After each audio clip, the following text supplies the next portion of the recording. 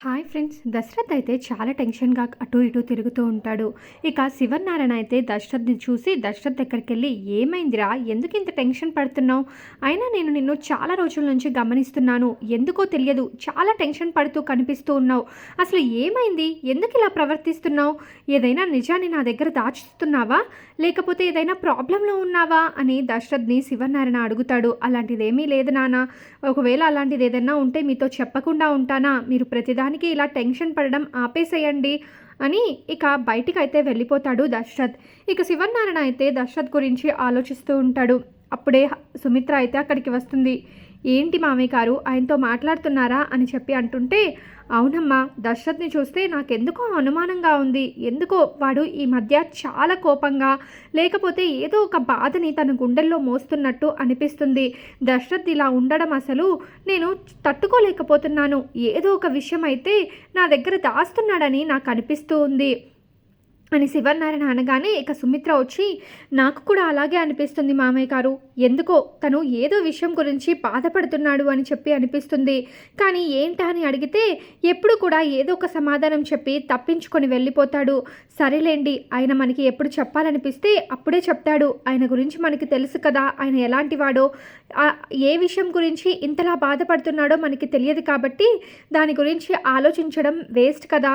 మీరు ఇప్పుడైతే వాటన్నిటి గురించి ఆలోచించి టెన్షన్ పడొద్దు మామయ్య గారు. చెప్పాల్సిన సమయం వస్తే ఆయనే చెప్తాడులేండి. మీరేమీ టెన్షన్ తీసుకోవద్దు" అని సుమిత్ర చెప్తుంది.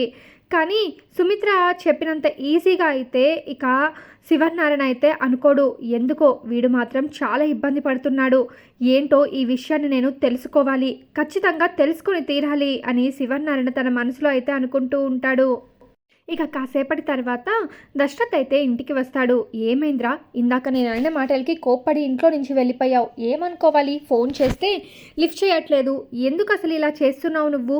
చెప్పు" అనగానే ఇక ఒక పేపర్ని అయితే తీసుకొని శివనారాయణ చేతిలో అయితే పెడతాడు దశరథ్. శివనారాయణ చేతికి ఇచ్చేసరికి, "ఏంటి దశరథ, ఇది వీలునామాలాగే ఉందే, అంటే ఆస్తిలో మార్పులు ఏమైనా చేశావా?"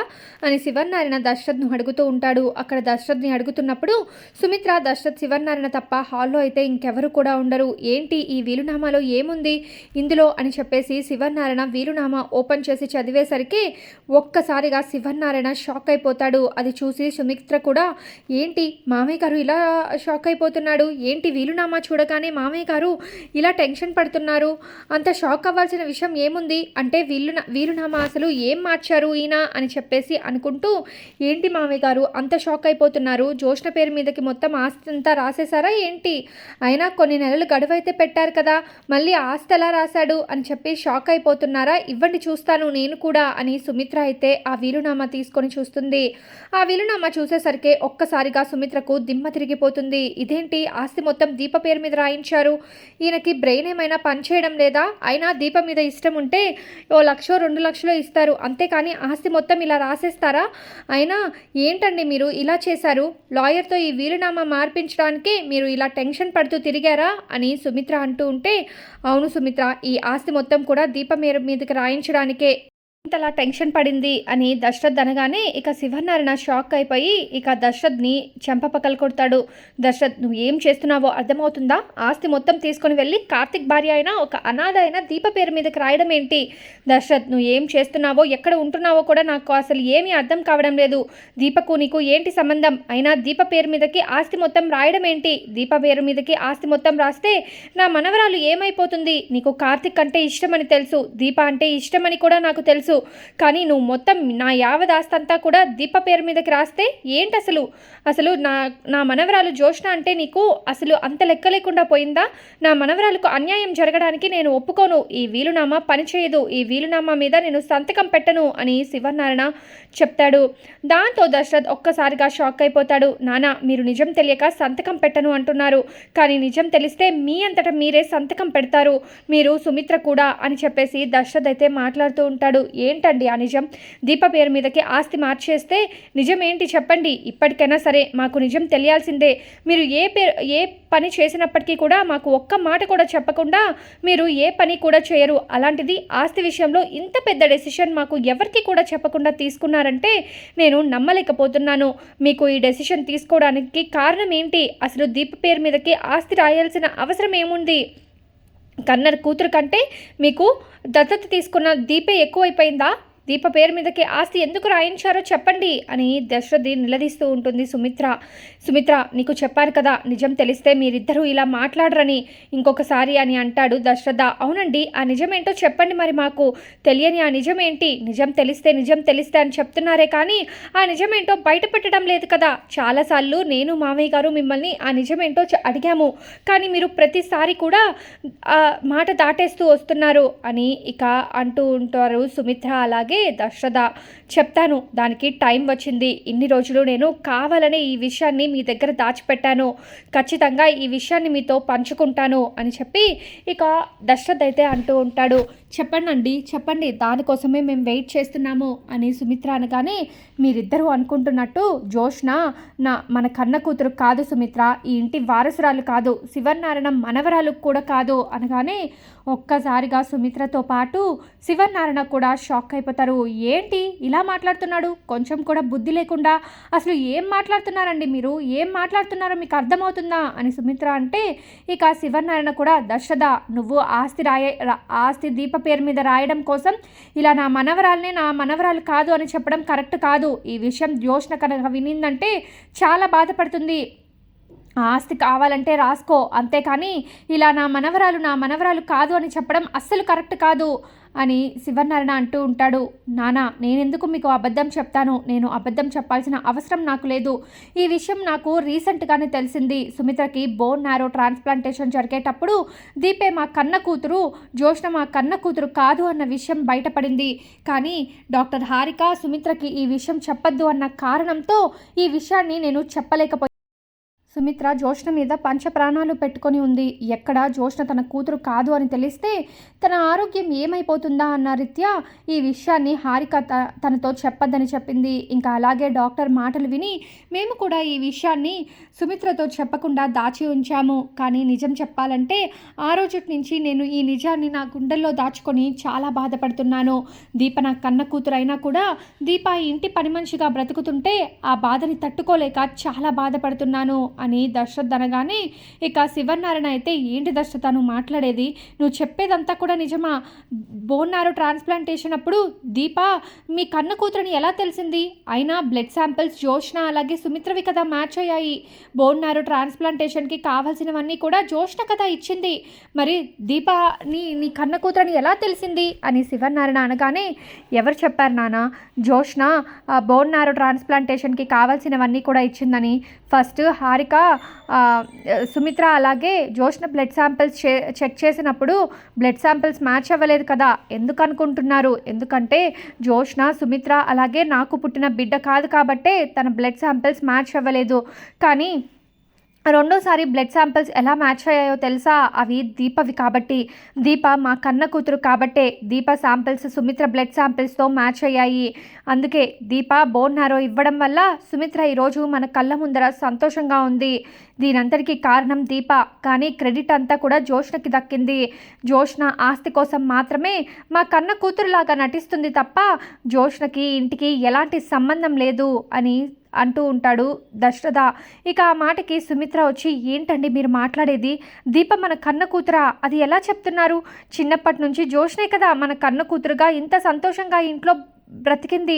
అలాంటప్పుడు ఇప్పుడు మీరు జోష్న మన కూతురు కాదని ఎలా చెప్తున్నారు అనగానే, చూడు సుమిత్ర, దీనంతటికీ కారణం పారిజాతం పిన్ని నా మీద అలాగే మా నాన్న మీద ఉన్న కోపంతో కావాలనే దాసు కళ్యాణికి పుట్టిన బిడ్డని తీసుకొని వచ్చి ఇక మన దగ్గర పడుకోబెట్టి మన బిడ్డనైతే చంపేయమని చెప్పింది. కానీ ఆ బిడ్డని చంపేయకుండా ఒక వ్యక్తి తీసుకొని వెళ్ళి పెంచి పెద్ద చేశాడు. ఆ బిడ్డ ఎవరనుకుంటున్నావు? దీపకి ఈ విషయం తెలుసు, కార్తిక్కి కూడా ఈ విషయం తెలుసు. ఇంకా చెప్పాలంటే జోష్న, పారిజాత పిన్ని అందరికీ ఈ విషయం తెలుసు. కానీ దీప మాత్రం ఆస్తి అంతస్తుల కంటే తన తల్లిదండ్రులు సుఖంగా సంతోషంగా ఉంటే చాలు అని అనుకుంటుంది. అందుకే ఈ విషయాన్ని బయట పెట్టకుండా మనల్ని కాపాడుకోవడం కోసం అలాగే మన దగ్గరగా బ్రతకడం కోసం మీరు ఎంత చెప్తున్నా కూడా ఇంటికి పని వాళ్ళలాగా వస్తున్నారే తప్ప నేనే ఈ ఇంటి వారసురాల్ని, నాకు ఆస్తి అంతా కూడా దక్కాలని ఏ రోజు కూడా దీప మనల్ని అడగలేదు. అది దీప అంటే. దీప మన కడుపున పుట్టడం నిజంగా మన అదృష్టం. దీపకి తల్లిదండ్రులుగా మనం ఏమీ చెయ్యలేకపోయినా దీప మాత్రం మన కన్న కూతురుగా మనకి కావాల్సినవన్నీ కూడా చేసింది. నిజంగా దీప లాంటి బిడ్డ పుట్టడం మన అదృష్టం అని దశరథ్ అయితే అంటూ ఉంటాడు. ఈ విషయం జోష్నకి కూడా తెలుసా అని సుమిత్ర షాకింగ్గా అడిగితే, తెలుసా అంటావేంటి, ఈ విషయం ఎక్కడ దాసు మనందరికీ చెప్తాడని కన్న తండ్రి అయిన దాసుని కూడా చంపాలని చూసింది, కిడ్నాప్ చేసింది, ఇలా ఏవేవో చేసింది. అలాంటి జోష్న గురించి మనం ఇంకా ఆలోచిస్తూ ఉన్నాము. అసలు జోష్న మంచిదే కాదు, కానీ చిన్నప్పటి నుంచి పెంచి పెద్ద చేశాం కదా, అందుకే పెంచిన ప్రేమ కూడా గొప్పది అంటారు. కాబట్టి జోష్నకి ఎలా అయినా సరే పెళ్లి చేసి పంపించేయాలని నేను వెయిట్ చేస్తున్నాను. ఆ తర్వాత నా కూతుర్ని ఇక్కడికి తీసుకొని వచ్చి సంతోషంగా చూసుకోవాలని ఉంది. ఇన్ని రోజులు నా కూతురు ఏ తల్లిదండ్రుల ప్రేమ అయితే మిస్ అయిపోయిందో ఆ తల్లిదండ్రుల ప్రేమ తిరిగి నా కూతురు పొందేలా చేయాలి. అందుకే ఈ ఆస్తి కోసమే కదా పారిజాతం పిన్ని జోష్న ఇద్దరు కూడా ఎన్నెన్నో నాటకాలు ఆడింది. అలాంటప్పుడు ఈ ఈ ఆస్తి తనకి దక్కకుండా చేస్తేనే కదా బాగుంటుంది. అందుకే వెంటనే నేను లాయర్ దగ్గరికి వెళ్ళి వీలునామా రాయించేశాను. ఈ యావత్ ఆస్తికి వారసురాలు నా కూతురు దీప మాత్రమే, ఇంకెవరికి ఈ ఆస్తి దక్కడానికి వీల్లేదు. నా కూతురు ఇకనైనా సంతోషంగా బ్రతకాలి. ఇప్పుడు ఏమంటారు, నేను చేసింది తప్పంటారా అని అనగానే సుమిత్ర ఒక్కసారిగా షాక్ అయిపోయి ఏడుస్తూ కింద పడిపోతుంది. ఇక శివనారాయణ అలాగే దశరథ్ ఇద్దరు కూడా సుమిత్ర దగ్గరికి వచ్చి సుమిత్ర సుమిత్ర అని చెప్పి అంటూ ఉంటారు. ఏంటండి మీరు చెప్పేది నిజమా? ఈ విషయం తెలియక నేను దీపని ఎన్నిసార్లు కోప్పడ్డానండి, ఎన్నిసార్లు చీ అన్నా, ఎన్నిసార్లు అవమానించినా దీప మాత్రం తిరిగి నన్ను ఒక్క మాట కూడా అనలేదండి. దీనంతటికీ కారణం నా మీద ఉన్న ప్రేమనా? దీపకి నా మీద ఎంత ప్రేమ ఉందో తెలుసుకోలేకపోయానండి. ఇప్పుడు నేను నా దీపకి నా ముఖం ఎలా చూపించాలి, నన్ను క్షమించమని ఎలా అడగాలి అని సుమిత్ర బాధపడుతూ ఉంటుంది. ఇక అప్పుడే దశరథ్కి అయితే ఫోన్ వస్తుంది కార్తిక్ నుంచి. హలో కార్తిక్, ఏంట్రా చెప్పు అనగానే, దీపకి నొప్పులు స్టార్ట్ అయ్యాయి మామయ్య, హాస్పిటల్లో ఉన్నాము, మీరు వెంటనే వస్తే బాగుంటుంది, మీకు పుట్టబోయే మనవడో మనవరాలను హాయిగా చూసుకోవచ్చు అనగానే, అవునా వెంటనే వస్తున్నాంరా అని ఫోన్ అయితే కట్ చేస్తాడు దశరథ.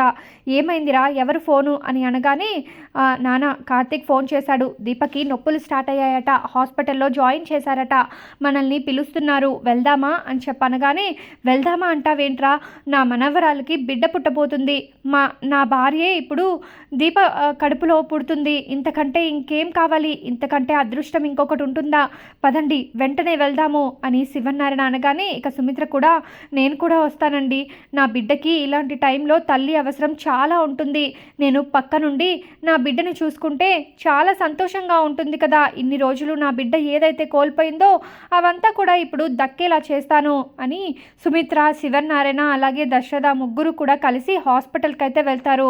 అక్కడ కాంచన, అనసూయ అలాగే కార్తిక్ ముగ్గురు కూడా బయట వెయిట్ చేస్తూ ఉంటారు. దీప అయితే ఆపరేషన్ థియేటర్లో ఉంటుంది. సుమిత్ర అయితే కార్తిక్ దగ్గరికి వెళ్ళి ఇక నమస్కారం చేస్తూ ఉంటే, కార్తిక్ అయితే ఏమైంది, ఎందుకు అత్తయ్య ఇలా చేస్తుంది అని అనుకుంటూ ఉంటాడు. నాకు నిజమంతా తెలిసిపోయిందిరా, అయినా నా కూతురు గురించి నాకు నిజం ఎందుకు చెప్పలేదు, ఎందుకు నా దగ్గర నిజం దాచిపెట్టారో అని తిడుతూ ఉంటుంది కార్తిక్ని. అప్పుడే కాంచన వచ్చి, ఏంటి వదిన, ఏమి నిజం దాచిపెట్టారు, ఏమైంది అని అడుగుతూ ఉంటే, ఇక సుమిత్ర వచ్చి, వదిన నువ్వు ఎప్పటి నుంచో కోరుకున్నావు కదా నీ మేనకోడలే నీ కోడలిగా రావాలని, అది నువ్వు చాలా గట్టిగా బలంగా కోరుకున్నట్టున్నావు వదిన, అందుకే నువ్వు అనుకున్నట్టుగానే నీ మేనకోడలే నీ కోడలుగా వచ్చింది అనగానే కాంచన ఒక్కసారిగా షాక్ అయిపోతుంది. ఏం మాట్లాడుతున్నారు మీరు, జోష్న నా కోడలుగా రాలేదు కదా, దీప కదా నా కోడలు, మరి నా మేనకోడలి నా కోడలుగా రావడం ఏంటి అని అడుగుతూ ఉంటే, నాకు కూడా ఇప్పుడే ఈ నిజం తెలిసింది, దీప ఎవరో కాదు, నాకు మీ అన్నయ్యకి పుట్టిన బిడ్డ, దీప మా కన్న కూతురు, జోష్న దాసు కూతురు, ఈ విషయం నాకు ఇప్పుడే ఆయన చెప్పాడు అనగానే కాంచన ఒక్కసారిగా సంతోషంతో ఇక ఆనంద బాష్పాలైతే కారుస్తూ ఉంటుంది. నిజమా వదిన, మీరు చెప్పేది నిజమా, దీప నా మేనకోడలా, ఈ విషయాన్ని ఎందుకు వీళ్ళు నా దగ్గర దాచిపెట్టారు మరి అని అడుగుతూ ఉంటే, ఏమో ఏదైతే అదయింది, దాచిపెట్టారు, కానీ ఈ విషయం అయితే ఇప్పుడు మనకి తెలిసింది కదా, ఇక దీపని మనము సంతోషంగా చూసుకోవాలి, ఎటువంటి బాధ లేకుండా చూసుకోవాలి, మనమంతా కూడా ఉన్నా ఇంతమంది కుటుంబ సభ్యులు ఉన్నా కూడా అనాథగా ఎక్కడో పెరిగింది, తను బాల్యాన్ని కోల్పోయింది, చాలా కష్టాలు పడింది. ఆ కష్టాలు ఏవి ఇక దీప దరికి చేరకుండా మనమంతా సంతోషంగా తనని చూసుకోవాలి అని అనుకుంటూ ఉన్న టైంలో ఇక నర్స్ అయితే బయటికొచ్చి ఆడబిడ్డ పుట్టింది, మీరు కాసేపైన తర్వాత ఒక్కొక్కరిగా వెళ్ళి చూడొచ్చు అనగానే ఇక ఆ కుటుంబం అంతా కూడా చాలా సంతోషపడుతూ ఉంటారు. ఇక కార్తిక్ అయితే సంతోషంతో, అమ్మ మీ అమ్మే మళ్ళీ పుట్టిందమ్మా, నీకు దీప మాట ఇచ్చినట్టుగానే మీ అమ్మని నీకు ఇస్తాననింది కదా, అలాగే దీప తన ఇచ్చిన మాటని నెరవేర్చుకుంది, మీ అమ్మ పుట్టిందమ్మా అని చెప్తాడు. ఇక శివనారాయణ దగ్గరికి కూడా వెళ్ళి మీ భార్య పుట్టింది, అమ్మమ్మ పుట్టింది నా భార్యకి అని చెప్పి చాలా సంతోషంగా ఇక శివనారాయణ దగ్గరికి వెళ్ళి ఇక కార్తిక్ అయితే అంటాడు.